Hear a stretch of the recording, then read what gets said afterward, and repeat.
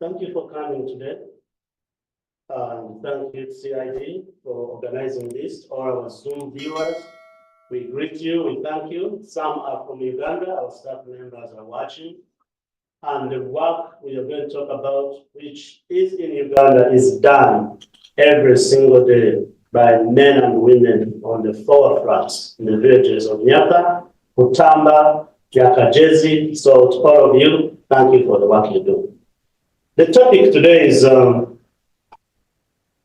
bottom-up approaches, and I am a wanderer. Usually when I speak, I'll go at the end of the room and go at the end of the room. But for Zoom purposes, I'm going to try to stay as close to the podium as possible. Thank you, Tori. Tori Dito, who is fresh from Nyaka, Uganda, with her husband, Jonathan. We were in Nyaka 2 weeks ago. So when we come to questions and you have questions about Nyaka and Uganda, please ask these two. They have just come back from there. When we speak of international development, many of us who lead organizations that fall into this category, many times we are not considered as part of that international development. The work we do and lead comes out of passion and injustices we face as we grow up in these circumstances. And so I am CEO of Nyaka, born and raised in a tiny village in Uganda, a title I'd never applied for a job to get, but by virtue of fighting injustice in the village where I was born and raised, here I am at Harvard University giving a talk about this big topic. I was born and raised in a tiny village in Uganda called Nyaka, which is our case study today. Nyaka is located in Southwestern Uganda. I figured since we are speaking at Harvard, we don't need to put a map. Neither do I need to tell you that Africa is not a country.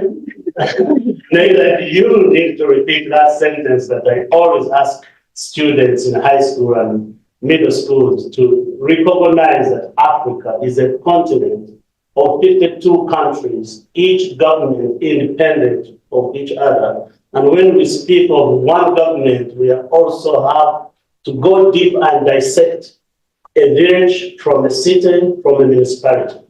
Because where I was born, if Nyaka had not put it on Google Map, you wouldn't find it on Google Map now. So we will concentrate in that village. Amazing people we are going to be talking about are women mostly. Why? Because we are operating in a patriarchal society where men still make decisions, where men still drive the agenda, where girls are forced to marry at an early age, where boys are pregnanting girls and boys continue doing their work and going to school while the girls drop out of school, where mothers raise their children to become doctors and prominent people in the world but never get the credit of what they do. So this patriarchal setting is where we're going to go, and several other titles you want to see are there. If you are a good reader, like to hold the book and read in the back. We have books, sorry to our Zoom viewers. Pick a book, take it, it's a free brochure for you. And I also see my ALI fellows who I spent a year with here at Harvard University last year. Thank you for coming. Elizabeth, who has been here for most of the time. She's here. Thank you for coming. These are the beautiful women we're going to be talking about. Bottom up. I was born and raised in this tiny village. My mother and my father still lives, mom has passed away, never went to school. Mom died at 94 years of age without speaking a single word in English.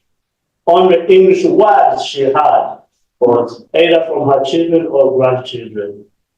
But when I started writing books, my mother had a copy of all 7 books I wrote, and every day she spent time turning those pages.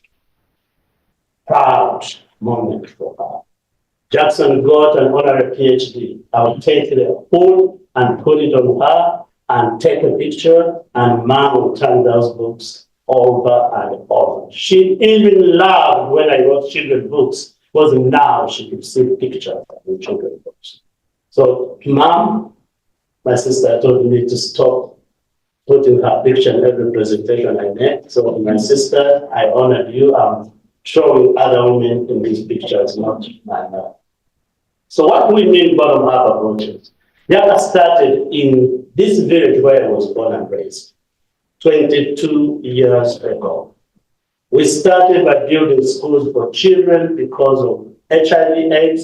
Many orphans were growing without mothers, without fathers, fathers who are the key in providing support in need.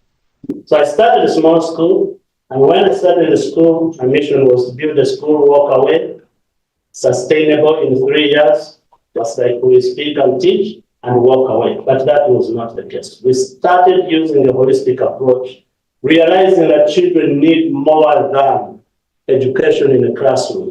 They needed care, they needed housing, they needed water. So what we did as an organization is what many of you who study international development call mission creep. We took the stage of looking at the child and surrounding them with the support they need to survive and thrive. But the most important one was, since they have lost their mothers and fathers, let's create a family structure for them. So I worked in the village, one house at a time, convincing women to take in children who are not related to them. In the United States, you call it foster care system. I created a foster care and asked these women to take in children and care, put them to sleep, not dead. Help them to go to bed. Wake up in the morning. I don't want to say putting them to sleep and say Jackson is killing children. Make sure they go to bed, wake up in the morning, walk 7.5 miles and go to school and come back. But while we are doing that with the women in the villages, we realized these women had their own challenges in the households. And so as the women started talking to us, we call them grandmothers, not because they are too old and can't do anything, because being called a grandmother in our society is a title of respect and dignity.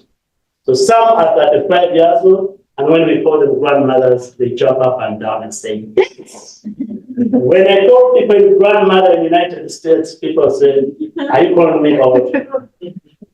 So our title, please, take it in the context of Uganda, not here. So when we talk about bottom-up approaches, we are talking about initiatives or community development at grassroots level. We are speaking of involving people in decision-making. Whenever we talk about poor people in rural areas of the world, we tend to think that we know better and therefore we tell them what to do. The local people become main implementers and key drivers of decisions that affect them. One thing for you international development students you need to remember is people have lived millions of years in their society. And whether you come and bring in development or not, they are going to live. They are not all dying tomorrow. So that means they know how to live in their communities. So the first thing I will say to all of you students who write these papers and go on is, when you work in these societies and communities, ask them how you can be of help to them. Your Harvard degree is amazing. Your Harvard professorship is amazing. But a woman in my village knows how to wake up in the morning, take her shower, which many of us even have showers here, don't take, say her prayer, go to the garden, make her, grow her food, bring her food, feed her children, and go to sleep at night and come back tomorrow. So when you come in one day and say, we are going to resettle all of you and build you skyscrapers, then you live in these homes because we have all the money we need from Mackenzie Scott, and now we can change your life completely. You shift their balance off. And many times that's why they don't end up embracing what is coming in or even succeeding in doing the job. So for us, we went and asked questions. How can we help you? The context of Nyaka grandmothers in Uganda women are living in a predominantly patriarchal society.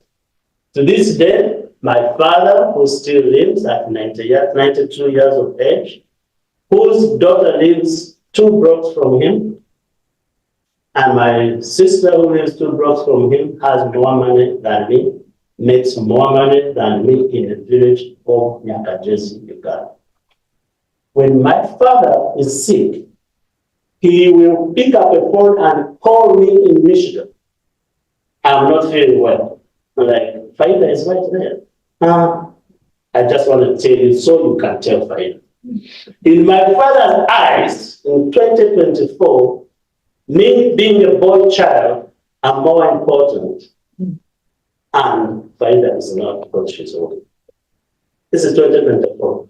This is the father of President Jackson Kaguri. His mentality is girls, it's okay, but you are not the child. When he processed papers for my children to get passports in Uganda, he did it for my 2 sons, Nicholas and Nora. Said, Dad, what about Tali and Desmond? Have twin beautiful children. Said, those who process too. Said, yeah, they are as important as Nicholas and Nora. So for me, being raised by a woman who couldn't read and write, seeing her importance in our life, when I wanted development, I didn't call international development at the time. I started with women because I knew the value they bring on the table. And I have since strategically using this long-term approach, promoting cultural sensitivity, because I know the system, which means it implies a high likelihood of sustainable outcomes. Ladies and gentlemen, Nyaka is 22 years now. We are serving 20,000 women who are raising 88,000 children. You can clap. It might not be big for you, but for me, seeing 20,000 women who make decisions every single day on how to spend their money is very, very important. And on March 1st, 2024, Women Month, we are going to celebrate Women International Day on March 8th. For me, I'll be celebrating 20,000 plus coming up. Women who are making a decision my mother died without ever making. That is huge. And when we define international development from Harvard goals to Nyaka, that is a huge success for us. And Fatima, thank you for letting me come and share that. That's the boss right there. So Nyaka mission background, we recognized all these different things. We knew we needed a holistic approach. Education was the first one. We knew children can't succeed without women around them who are caring for them. We knew we needed to provide health care and nutrition. And so we did all these different things. And then in 2015, we were faced with girls being raped while they go to school, and we launched another program. But for purposes of today, we will concentrate on the women. You go on our website, you'll find more of this holistic approach. And today, let's look at the women program mothers. When we talk of a grandmother, age of these 20,000 women, average age is 45. Trust me, Tori watched some of them jump up and down, dance 2 weeks ago. Some are 35. 35, they can enroll in these programs of grandmothers. They must be one of our grandmother program. You have to live with at least 3, some 10 grandchildren. These grandchildren, most of them are not related to the women. They are successful entrepreneurs because knowing what my mother went through making money and handing to my father, we start businesses for these women. The businesses are different from one woman to the other. Just like I told you, we need to ask people, how can I be of help to you? We ask them, what would you like to do? One likes to do tailoring, another one wants to do poultry, another one doesn't eat pig, so they do chicken. Another one does pig, one does baskets, one does jewelry, different things they do in their homes. They engage in small farming. They come every 2 weeks, meet in a group and support one another. So if you want to learn a different skill that your friend knows, you start teaching each other. They are self-organizing in nature, though we are going in there with a motorcycle and help them bring trainers to do different things. Mostly really, 20,000 women are staffed by 6 staff members. Nobody can supervise 20,000 people, 6 people supervise 20,000. That tells you the women are already driven, and because the question is, how can I be of help to you? They know what to do, they just report and use the skill sets that we need. The barrier we face again, the biggest one is action. Remember, some of these women are still married, they have husbands. 20 years ago when we started, many of the husbands didn't want them to go to groups. So we had to go and start a men group to educate men why their women are going to sit somewhere for 2 hours and come home late sometimes. Why they didn't make a meal that was expected to be made at home. And now we have groups of men who understand that this is important and we need to embrace it, and it is helping within the communities. These are women and men who don't have a bed in the home. So the husbands in the homes where it's been successful, they come now and tell me, I have a mattress, And I say, where did you get it? Oh, my wife bought a mattress after she sold her baskets. I have the cell now. I have milk. I have sugar. I have salt. So once they start seeing the benefits, they are pride of, and the man I'm supposed to be providing, even when you can't provide. Now we are changing the culture shift of I'm a provider to I can support and still have things in my household. How have we done that? Introduced Microfinance savings program. That's a fancy word that you've had in international development. Truly, our women just go together and say, 5 of you bring 10 cents every time you meet, put it in this pot. When it is full, we hand the pot to the other person. We've put words on it to fit in, but really the women came up with their own system. They even had a big rope they tie on that pot. So nobody can go in the pot until it is full and they hand it to one person. So now it is called microfinance. We try to bring in people who understand savings and credit and budgeting to teach our women in the local language. So what I have done mobilizing resources for our community, I've also gone in Uganda and mobilized people who are from this society, come back home and help out, teach our women in their local languages. We have put in capital investments by building houses, kitchens, and latrines. That's outside the house. A home in Uganda is a home where you sleep, a kitchen where you cook, and a toilet where you go, pit latrine. So we've gone in and donated some of these, but also empowered women to do it for themselves with the money they are earning. So over the time, you can meet some of them and how happy they are when they receive these services. Some of them are too old to start a business, so we will make a grant and do it. Others, we teach them the skills to make their own money and then help them on how to spend money on capital, on savings, and on expenditure. So there is the snapshot on Uganda. Uganda has 46 million people. Of those 46 million people, 1.2 million are grandmothers or women in rural areas of Uganda. Now, for us to have done 20,000, we jump up and down and say, success, success, success. But you can see what we are facing. And that's according to 2022. The population grows faster. Uganda is the size of the state of Oregon.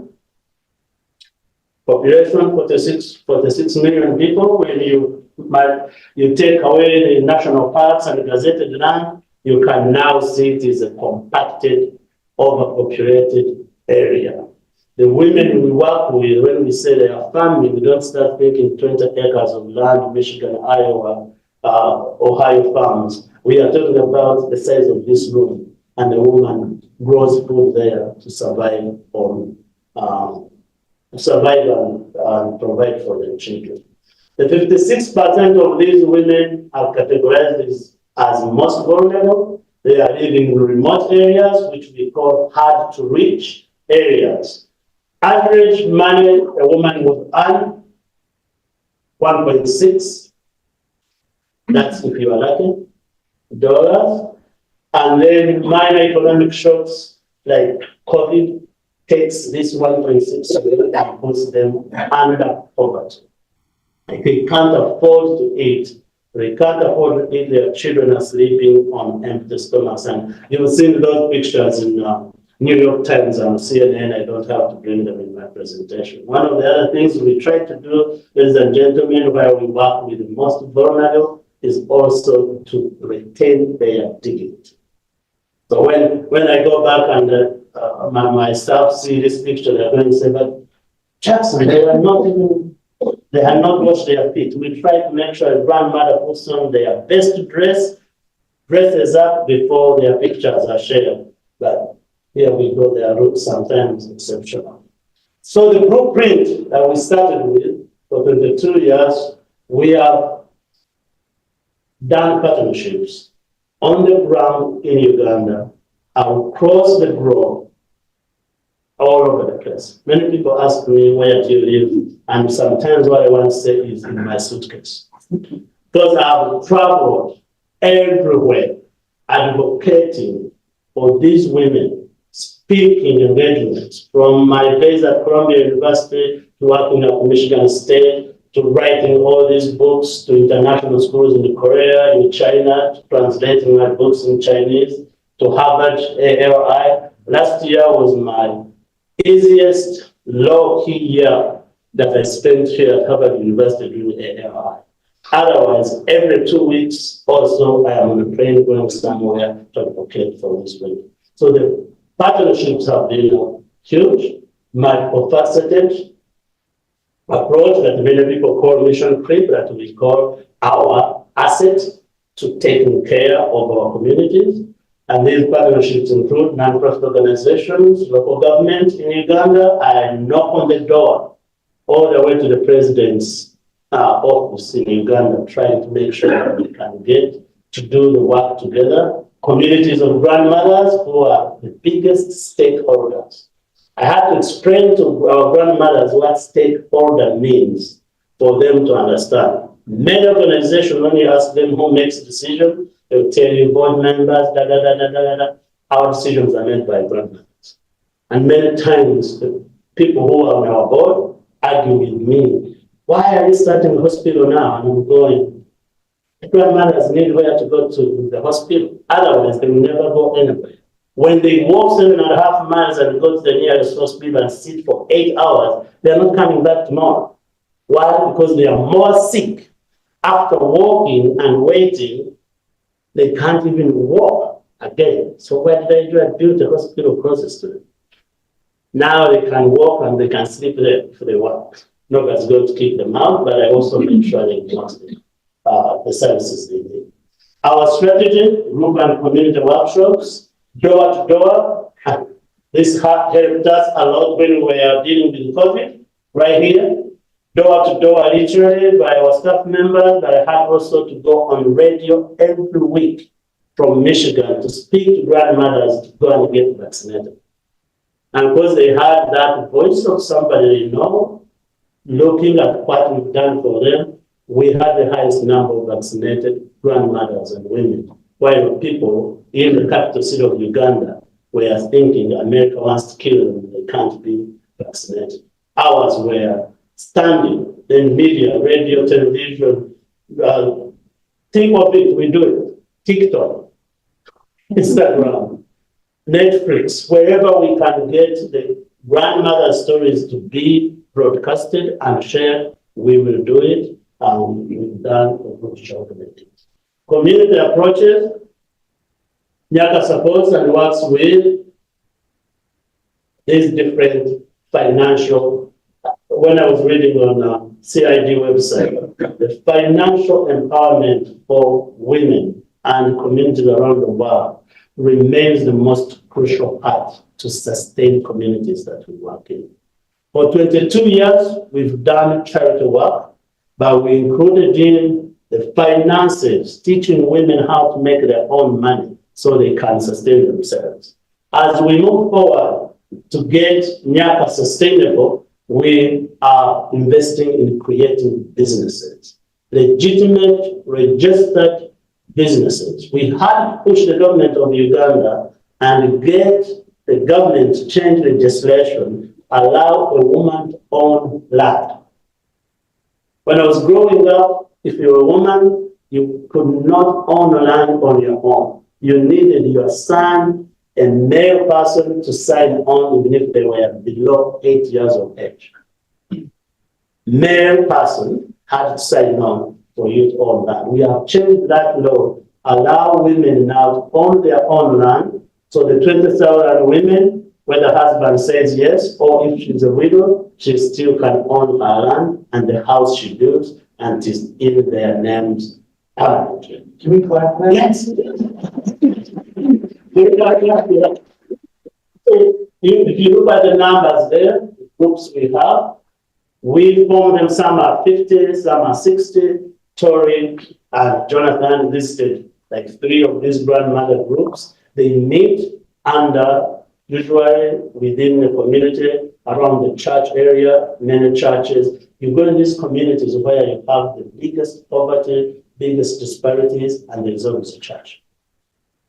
Beautiful building, carpeted inside, but is locked all week until when they come to worship. So we've gone in and raised awareness around these worship areas. Let our grandmothers come and meet, at least on the veranda.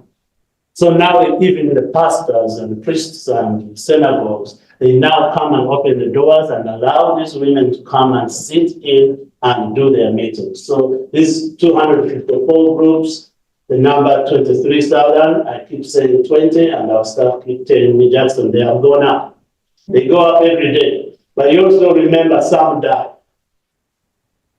The women we serve, always there are some waiting to join our groups. So when somebody dies, they replace the numbers, but they do let us know. So those are the numbers as you can see them. What's the OVC? OVC, orphans and vulnerable children. So orphans, vulnerable children. Thank you. Was not yet questioned, but Tori is a stubborn one, so watch out for her.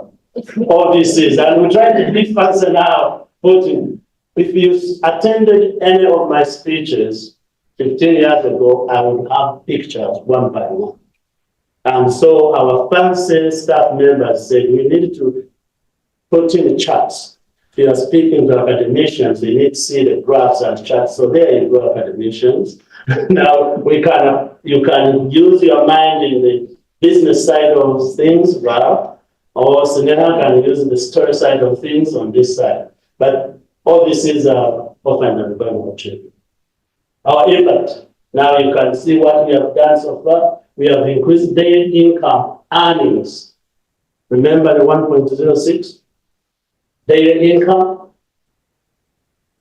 The high returns on our investments, return on the investment. Now you go to me, I have to say everything that is not deviation. Return on investments. 285% return on investment. Imagine a woman getting $20 to make baskets, and now she has bought a mattress, now she has bought a cell phone, and now she has a motorcycle for business, and she's making $5 a day from the 1.6 a month she was making before. When we talk about our cheering and the development from the grassroots, this is huge success for us. When you talk to Warren Buffett, this is nothing. But our women now are Warren Buffett of the village. If she can sleep on a mattress and can earn money and can buy her own cell phone and now has a business, she doesn't have to dig in the garden, the already on the side of the hill. She can sit and make that money. That is huge success. We are also diversified. in a way. From the wages of labor, we look at the remittances, we look at the promotion of civic empowerment. When these women have gained access to money and voice, they are now standing for offices. So now the policies that affect the country will be made by some of the people who were not expected at any one point to participate in civic engagement. 202,492 women in our 3 districts have all participated or stood and won an office in their communities.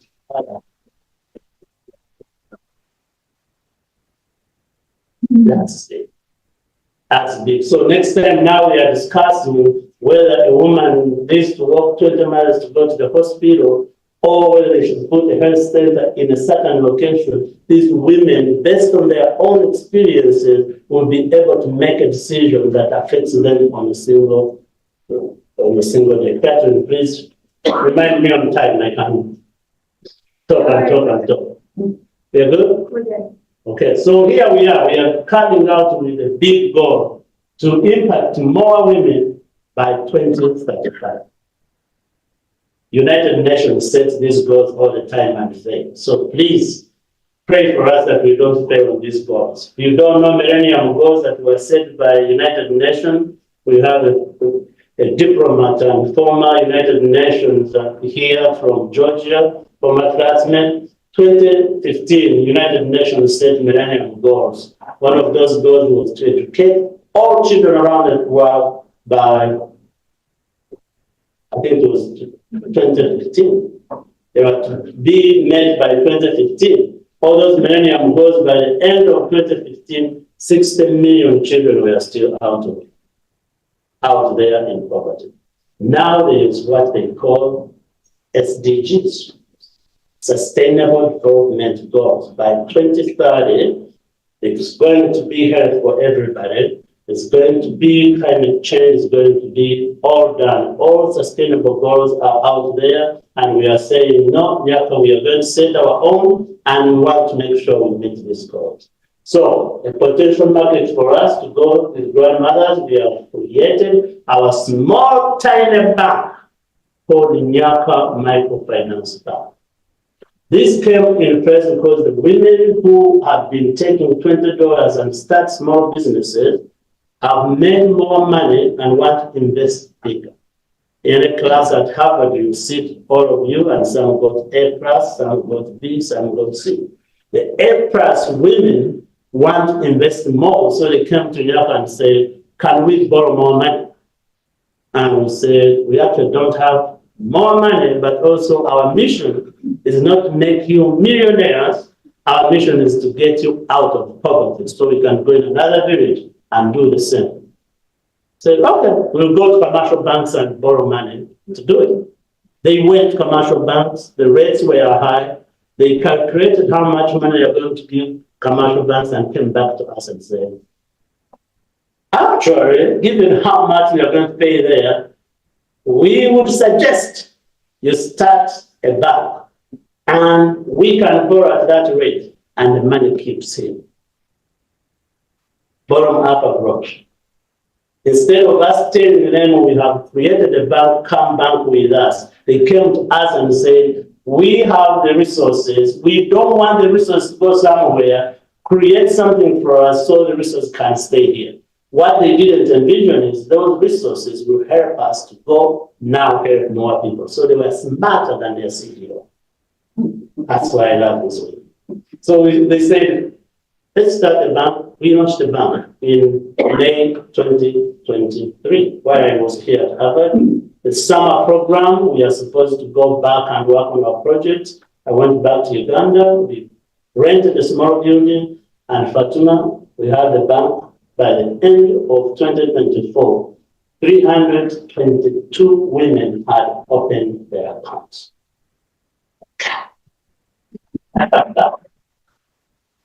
So, when you look at then now our minds and our bankers and our middle officers went in to see what is the potential, what is the target market. All these questions you ask in the business plan, what is the geographical scope? You can see Uganda has decentralized system called districts. You can call them counties here in the United States. So we have these counties all over the place. Nyaka, as of now, is working with 3 counties out of all those many that we can reach. So we saw the potential. We saw how we can scale.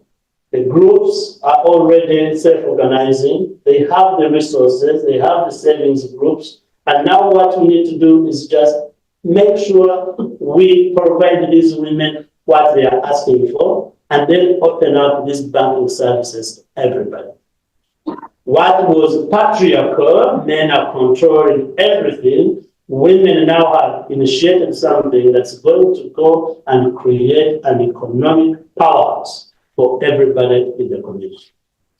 And that is the natural order. For me, as a Christian man, the natural order here, the woman carries you in her stomach for 9 months, births you and brings you to this world.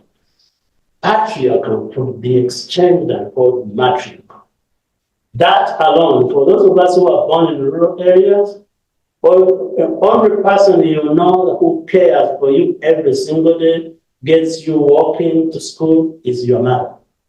And now, I'm telling our staff members, the mothers of the community are birthing something that was never there in our community.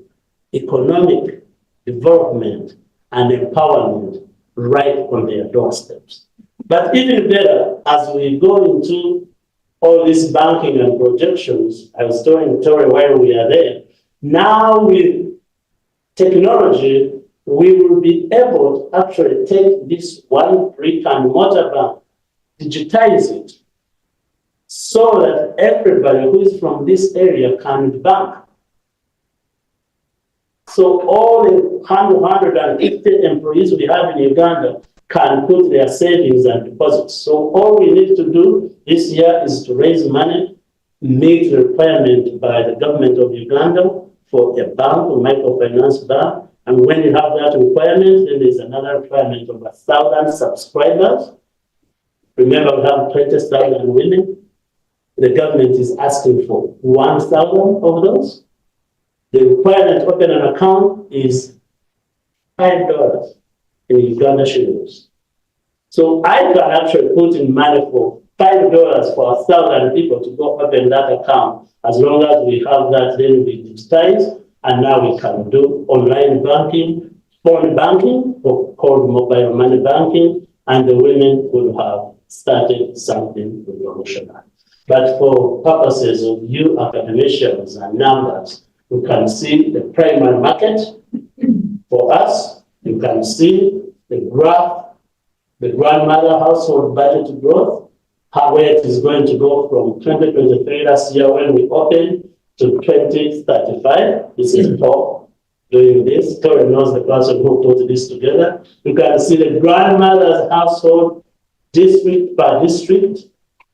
For scale, think of this county in the United States, each county, different ones, and how the projections are looking like, and you can see what is going to be able and the people who are going to be enjoying it. Bottom, from their tiny grass thatched houses, from their tiny no-bed bare minimum, to starting a revolution to create a bank. All because we asked the question, how can we be of help to you? Right after Colombia, I could have walked in my village and said, the 20th Jackson Kaguri Foundation, and do anything I wanted because I could afford to do it. But the mother who raised me, who broke a pencil 5 times, taught me way better. Jackson, God gave you 2 ears and 1 mouth.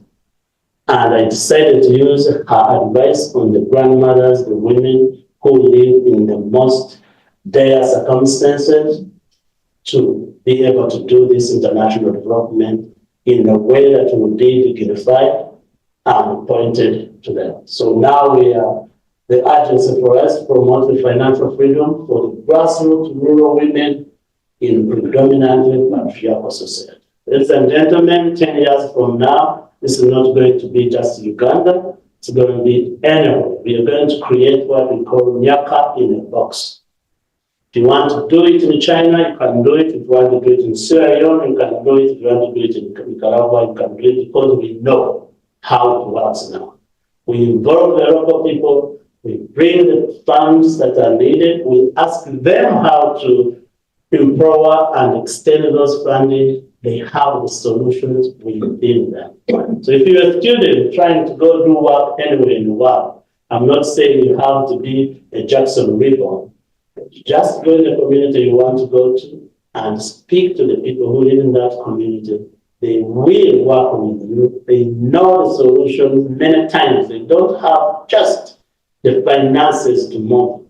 And if you go side by side in a partnership, not this power dominant, I'm here, you are there, you tell me what, write 20 pages of report, send it to me, then I will send you $1,000.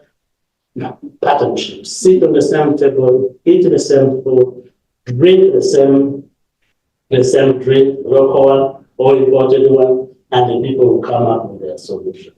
This is the revenue goal for us in 2024, moving forward in 2028, and moving forward in 2035. Ladies and gentlemen, when local people are involved, when local people come up with their own solutions, and we work side by side, we can do it. Anytime you think cannot be done, remember Nyaka. The uniform these women wear, they came up with the design themselves. They saw me wearing the t-shirt and said, we want something like that. How do we do that?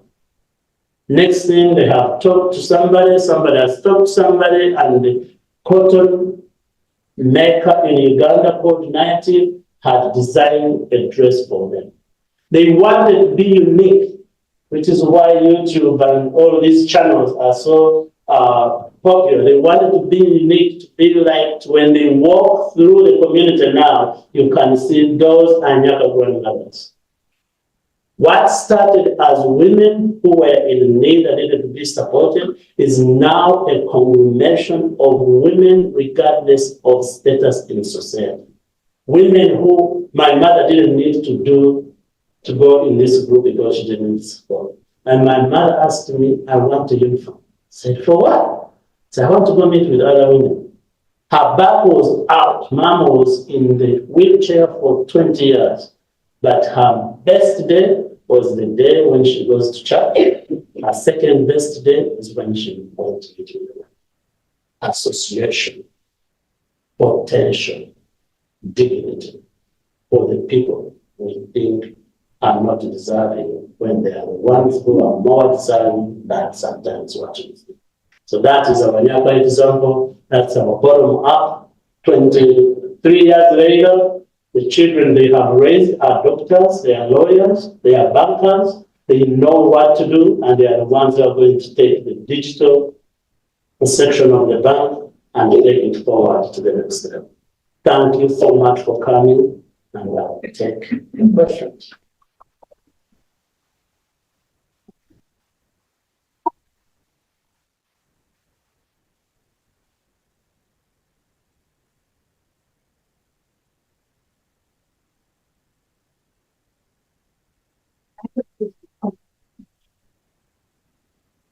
Thank you so much. I'm an MCMBA student here. So one of the biggest challenges I've seen with the community engagement program is the transition from a very curated program to a sustainable program fully owned by the community. So I just wanted to know what are the tools employed by your organization to ensure that sustainability, because many times you see a breakdown after the support by the organization is slowly withdrawn. And I would also like to know how long are you planning to handle in the way you're doing now, or have you already started withdrawing your support? Very close support to the group. Thank you. I didn't catch your name. Anupama. My name is Anupama. Anupama. So you're asking about our sustainability and if we have already started deploying sustainable goals and steps to get away from fundraising? No, more about like how the community group are going to do on their own, like without the support of hand-holding of Nyaka in the future. All right, very good. Thank you. Now I understand. The programs we do in this holistic nature, education, hospitals, libraries, community water projects, we are still fundraising and sending in money. So I can say there we are still hand-holding. The women program, which is why I chose to focus on that, is basically close to self-sustaining. Once a woman takes the $20 and deploys it into making these bracelets or baskets, they are able to make money to support themselves on a daily basis within 2 years. When you see the 1.0 cent, $0.0 a dollar. When you look at a woman who's starting at $1, the 285% I was talking about, within 2 years, that woman is not actually taking any more $20 to deploy. They are self-sustaining. They are the ones who actually now are going into the bank, because rather than making baskets, now they have a tailoring program, and the tailoring program funds the motorcycle, and the motorcycle employs her grandchild and her husband. So we are actually already self-sustained there. Where we are going with the bank is now to take it to the next level. So the profits from these women is actually going to go and support the children who are going to school. Thank you. Thank you so much. You're welcome. And the schools also have started the double. We started with free education for everybody. Now we have paying students.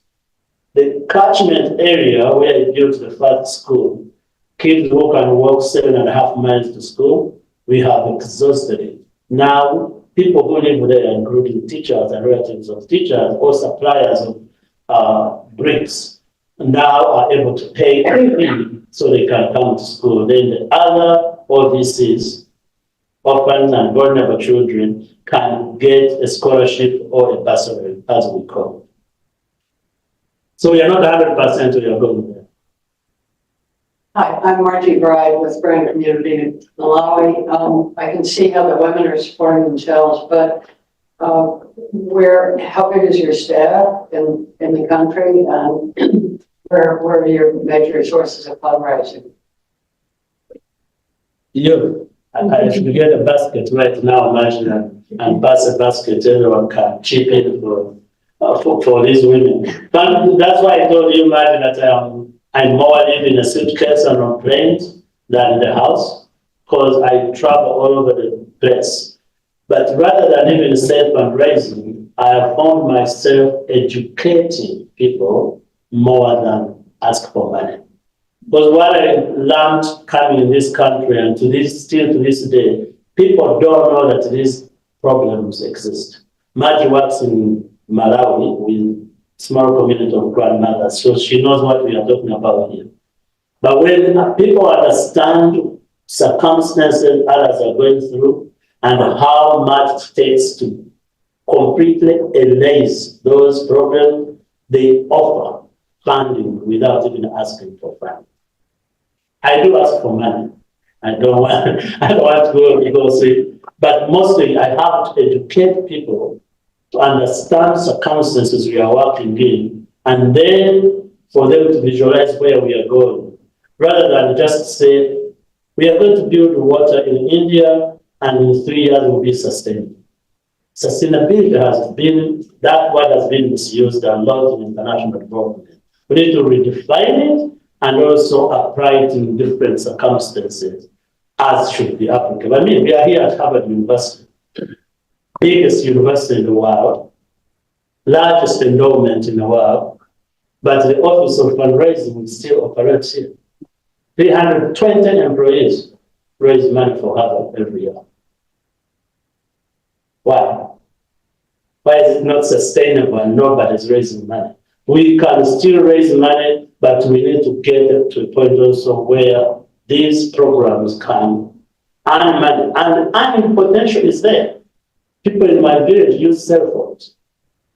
They drink clean water in the bottles. Now we have a trash issue because people are drinking more bottled water than boiling it. So if we start businesses within these communities and find where people are spending their resources, then we can tap in those resources and get the women to do it. By raising money through schools, through churches, foundations, corporations, schools, individuals. I've got kindergarten schools that write children books and kids are given money, change money to build something in Uganda. And I've gone where somebody has written $1 million check. But also what I've found successful magic is to have people to come and see it themselves. 2 weeks ago, when we were there, Jonathan here, who is a social worker, identified an issue that I've talked about so many times. Patriarch is there. The boys who are growing in this society are not getting the help they need to change their mindset, to address issues they are working with. So Jonathan and I are going to launch something for boys to men. How do you empower these women now who can sign the agreement and own land, and then they get to a point where they need to find partners if they're interested in a boy and find an empowered boy. So Jonathan, here we go. The task is to create empowered boys into responsible men, and we'll have an amazing society that is growing side by side, men and women, recognizing each other's potential and power and respect each other's needs. Thank you. Hi, my name is Maria. I'm a student here, and I worked for a bit in rural Kenya on like some different NGO projects. So my question is a bit like more controversial. Like what I saw in Kenya, especially, I actually worked on the border with Uganda, so Nyaka, is that with like economic problems, the problem is that people in extreme poverty usually don't have long-term vision, and for some of them, it's better to spend $20 that you give them now rather than like investing in something and like understanding that in the future they will get more returns on that. So did you face any like situations like that when people try to deceive you and just spend the money that you gave them, or maybe like grandmother wanted to invest but like the money got taken by other family members? So like what like maybe other problems that you faced in implementation of the programs? Maria, I think the question is not controversial, it's based on the observations. When you are dealing with a community that is holding money, sometimes for the first time, the way they spend it is different. And in our society, you are right, you will give a woman money to go, a woman, man, or boy money to go invest, and while they are going to invest, they pass by the neighbor who just lost a child, and they put it in the basket for condolences. Or a wedding is happening and somebody needs a contribution to go get married. The patriarchal things we are talking about here, women are still, you still pay bride price to get married. And if the son goes to the grandmother who just received their $20 to invest in baskets, and their son is getting married, she might give that $20 to the son to go get married. So part of the work we have done with Nyaka and continue to do is also to train. It's a training. You were raised maybe in a family where mom and dad already knew how to make money and save money, and they teach you as you grow up. Remember, my mom didn't know how to read and write. I didn't know there's a checkbook is even something to talk about. I didn't know there was a bank. I've had to teach myself. So now we are going to grandmothers who are raised in the same circumstances. Somebody has a need, meet the need first. So the investing part has to be taught. That's why these women are meeting every week. If she is coming from a meeting with her $20 And she knows this is the money that I'm going to save eventually to buy a motorcycle. And the training just happened. The decision of giving that money to her son is going to be a different conversation because she just has received the training. So where I was saying bottom up is also understand where people are coming from. The circumstances they live in sometimes determine how we spend money. And we invest a lot in training, education, patience. Instead of buying 10 outfits, maybe buy one, use the other ones to, but it takes long to get. Every young girl now in my village wants a cell phone. Not because they had a need for it, but because everyone has it. Their friends have. Now I also want to get it. So what they end up doing, they end up selling themselves for sex to get the cell phone. But if the grandmother who is working with them starts telling them and projecting where it is possible, where look at these role models, or if you're pregnant, it is okay, you can still stay in school, the mind shift changes slowly. Something that many times in this country, we tend to forget is it's a process even in the United States. And look how long it took the United States to recognize that the gay man can be in the army or can play football. Even this day, if you're a football player and you are gay, football players are going to say, but we are easy to say in another country, how dare them they do this. So it's a process. 20 years, maybe 30 years might be different, and then the generation we are raising is going to be taught by the people who are with. The boys Jonathan and I are going to work with are going to have children who look at life completely different from my father, who still thinks my sister is not a child. So it's going to take us a little bit longer. We have to be patient, but we have also to deploy resources to continue educating and training and bringing the life examples that they can feel, touch, and model. We have time for one more question. So Jackson, it was incredible listening to your presentation. Congratulations first on everything you and the team, the community have accomplished. Because you've been on the road, because you're in a very unique situation where you've had access not just at the local level and the national level, but at the global level, and you've been in so many different forums and conversations, really with the world's elite when it comes to the development landscape. Can you share with us, and feel free to be as critical or provocative you want to be, but can you share with us some of your frustrations with the current development landscape and where we are just really off track to understand local development and bottom-up approaches?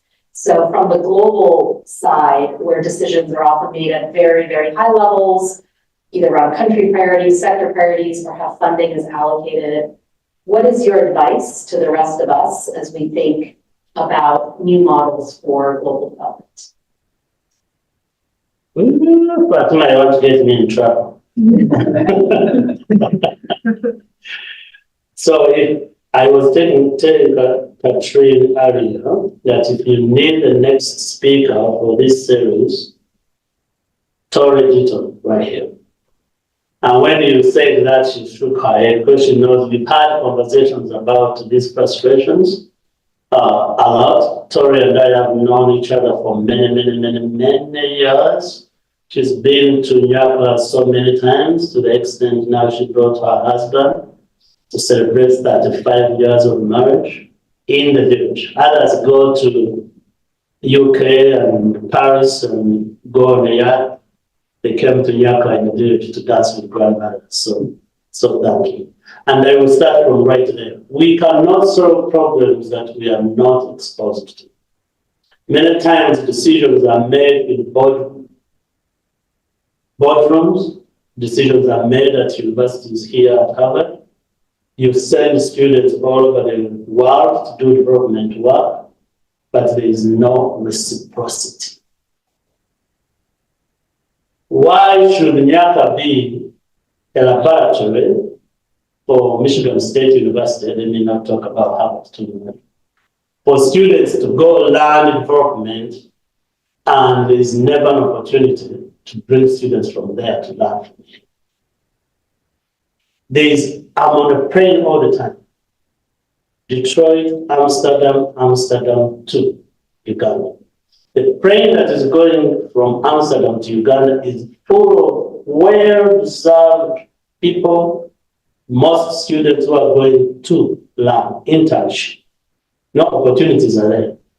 We need to start filling those planes also and bring people. That's like the church does, they send missionaries to go evangelize the world. Know how many programs are here? Know how many people in the United States need God? And they could learn from our grandmothers how they pray every day, what keeps them going. So that reciprocity is something that I will talk about from the boardrooms where decisions are made to go work with genital mutilation around the world. But the girls, the women and girls who are being mutilated are never given an opportunity to come and spend time with women who are not mutilated and how they live their lives. So as a result, problems keep being perpetuated. Tell the truth, Fatuma, if really we wanted to solve problems, poverty would be reduced tremendously. And many organizations are not in it to solve this. They have found a career in doing things. We do this. If you went to UNICEF and say, 50 years ago, you were giving aid in Uganda. Where is the impact? 50 years later. They wouldn't find it because they throw money at a problem, another one comes, then that, then there's earthquake, then there's tsunami, then there's this. We move with the wind. What's in the news? Then we start talking about sustainability and not really focus on it. We recently got cut by a funder who said, our priorities have shifted. 2 years before they had said, we are in for the wrong haul. We want to stay with the organization until we see the impact. When you invest in education, in Uganda, you're taking a child from kindergarten to university. And I can show you the children. Tori met the young people we educated. We can pointedly say, we solved the problem, this child will never be poor again. At that standard. When we go in board meetings, we need people who are being affected to be part of the decision makers. When you are teaching a course here at CID, we need students to be exposed to the people who are living those circumstances, visiting scholars, visiting students. When they go, others can come. The sector priorities have shifted. We've seen a lot of changes. We've seen the decolonization conversations. Decolonization both sides. The colonials did a good job to convince our people on the continent that you are here, we are here. To the extent that our people now need also to be decolonized, realize we can actually be at the same level. We are actually on the same level. But Tori will be the first one to tell you when we walk in Uganda, as many degrees I have, as many awards I have, my bag at the airport in Uganda will be checked 5 times more. Tourists want to be checked. Oh, she's coming to the country to help us because she's white. We don't know. We don't know what you're sneaking in the country because I am Ugandan. So the person who is doing that needs to be decolonized as much as the racist person who thinks that because I'm black, I'm not educated. You can see that dichotomy. But in terms of universities, really the biggest thing for me to re-emphasize on universities is reciprocity. Classes, technology has made it so easy. You don't need to. I took a class when I was here last year on African politics. and dynamics in this building right here. And every example of African politics and dynamics, the papers were written by British people. The YouTube channel we were watching was Rumumba 20 years ago. This is in 2023 at Harvard University in Boston, Massachusetts. I know so many African scholars who have written recent papers, have done YouTube channels. Why is Harvard still teaching from President Lumumba? And why is his video being narrated by a white man from UK when we have Democratic Republic of Congo scholars at the same university? Somebody needs to be colonized. You ask me to say, you could set a class right here and Zoom to Congo today and have University of Kinshasa give you a perspective of happenings yesterday. And your students will benefit way more than listening to President Lumumba. No wonder our president keeps saying, make America great again. He wants to take us back to slavery, and we are going, yeah, let's do it. We are going, let's move forward, and universities, donor people, decision makers, we could do a better job by engaging with everybody and partnering, genuine partnerships.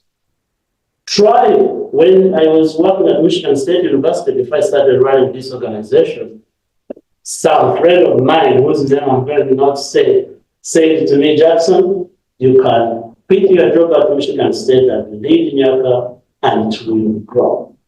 Or you can keep one leg in Nyaka, one leg at Michigan State, and it will fall. The best decision ever was to quit my corporate job and run